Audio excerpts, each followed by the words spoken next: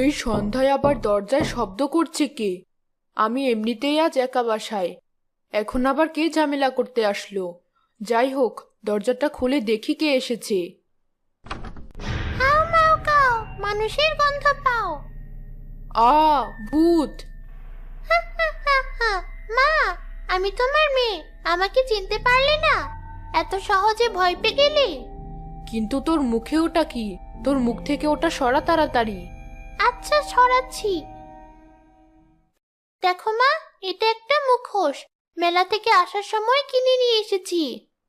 মেলা থেকে না তোর খালার বাড়ি যাওয়ার কথা ছিল? যাসনি ওখানে?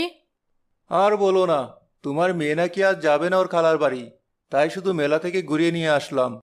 তোমরা বাবা মেয়ে মিলে আমাকে আজ ভয় দেখালে। একবার সুযোগ পেয়ে নেই আমি, তোমাদেরকেও ছাড়বো না। ঋতু মেলা থেকে যে মুখোশটি নিয়ে এসেছিল সেটাতে এক পিশাচিনী ভর করেছিল। সবাই ঘুমিয়ে পড়লে সেই পিশাচিনী মুখোশটি ঋতুকে ডাকতে থাকে। ঋতু, এদিকে আয়, আমাকে আবার পর। চল, আমরা দুজন মিলে বাইরে যাই। মুখোশটাকে আমাকে কিছু বললো? মুখোশটাকে কাছে নিয়ে দেখি তো।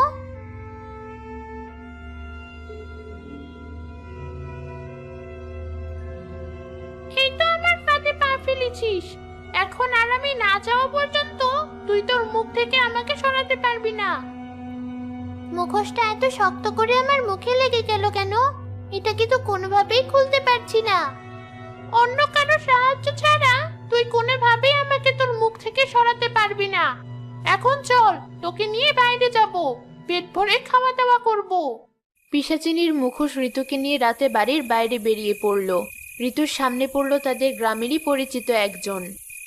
কে তুমি? এমন ভয়ানক মুখোশ পরে রাতের বেলা ঘুরে বেড়াচ্ছ কেন?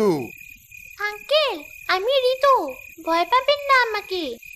না, ভয় পাইনি, কিন্তু তুমি এত রাতে বাইরে কি করছো? তোমার মা বাবা কোথায়?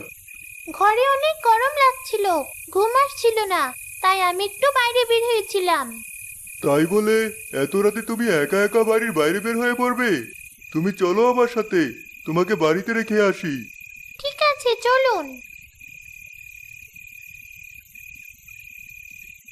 ওই তো, আর একটু এগুলেই তোমার বাড়ি পৌঁছে যাব আমরা। তুমি দাঁড়িয়ে পড়লে কেন? আমার পিছু পিছু আসছো না যে? কিন্তু আঙ্কেল, আমার তো এখন একটা কাজ বাকি আছে। এই কাজটা শেষ করেই আমি আমার বাড়ি ফিরবো। কি কাজ? তুমি আমার দিকে এভাবে এগিয়ে আসছো কেন? তোমার মুখোশটা এমন ভয়ানক লাগছে কেন? আমার থেকে দূরে সরে যাও।